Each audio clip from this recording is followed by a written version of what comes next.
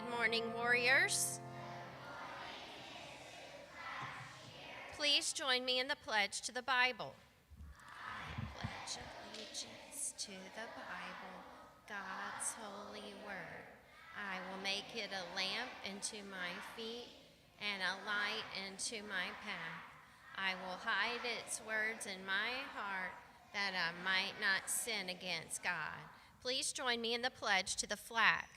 I pledge allegiance to the flag of the United States of America and to the republic for which it stands, one nation, under God, indivisible, with liberty and justice for all.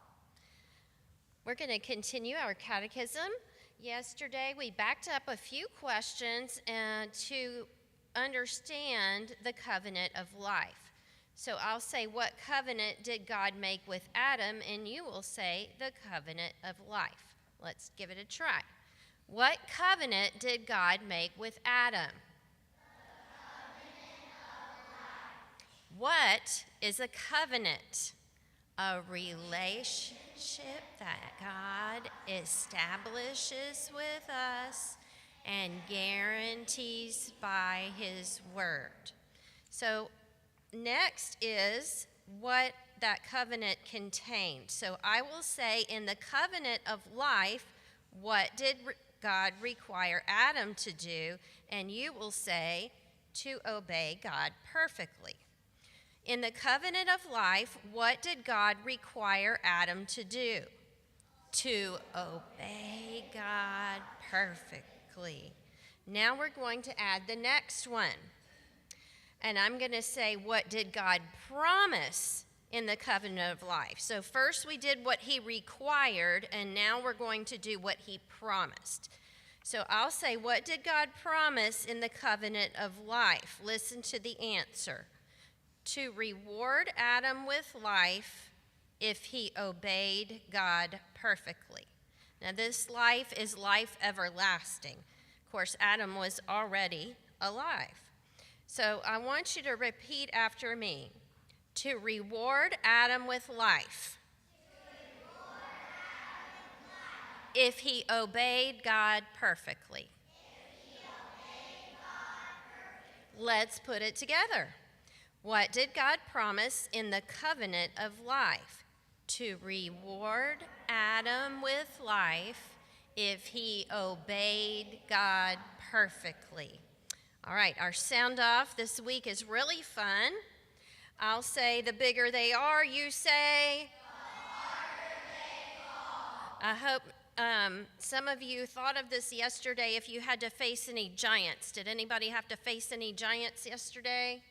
A few of you? Okay, well, don't worry, they're coming. Okay. Yesterday, we started talking about how to love our neighbor. We read from Leviticus 19, where Jesus was quoting, and he talked about all of these laws that the Israelites were required to obey, and they had to do with not harvesting all of your crops. Why were they not supposed to harvest all of their crops? They were supposed to leave some. Matthew? Well, I'm sure they did have some trading, but what is the reason God said that they were not supposed to get rid of all their crops? Let's see who's back there. I can't see your hand. Who's that? Yes, they left some for the poor to come and pick up so that they would have food. So that is sharing. Sharing is a big part of loving your neighbor. What is some way that we share today to love our neighbor? Cameron? Yes, so you might share some school supplies. Why is it that the red crayon always seems to walk away first? Okay, what's another way, Grace?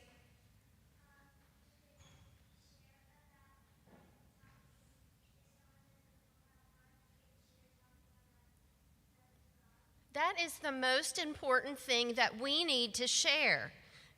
We also need to share food and clothes and things with people that don't have them. But the most important thing we can share is what's called the gospel, the good news of Jesus Christ. And I'm going to tell you a quick little story. So there was a little girl who every week went to Bible study with her mom, and she was learning a lot about Jesus. Well, she had neighbors that she loved to go play with. So she was over with her bicycle in her neighbor's driveway, like you do when you go see your neighbor, and they were playing in the driveway. And the girl's father was out fixing the car, not the girl who was the one who went to Bible study, but the neighbor was fixing his car. And he got really frustrated. And do you know what he did? He yelled out the name of the Lord Jesus Christ. He took the Lord's name in vain. So he yelled out Jesus Christ. And you know what the little girl said? And this is a true story. She said, the same yesterday, today, and forever. Because that's who he is. So when we love someone, we point them to the truth about who Jesus is. All right, so today I want you to think of someone maybe who does not know God. Maybe it's your literal neighbor next door, or maybe it's someone on your soccer team or in your dance class that you know. And think about how you could talk to them about how much you love the Lord and what he's done for you. And we're going to sing Jesus, Jesus, How I Trust Him.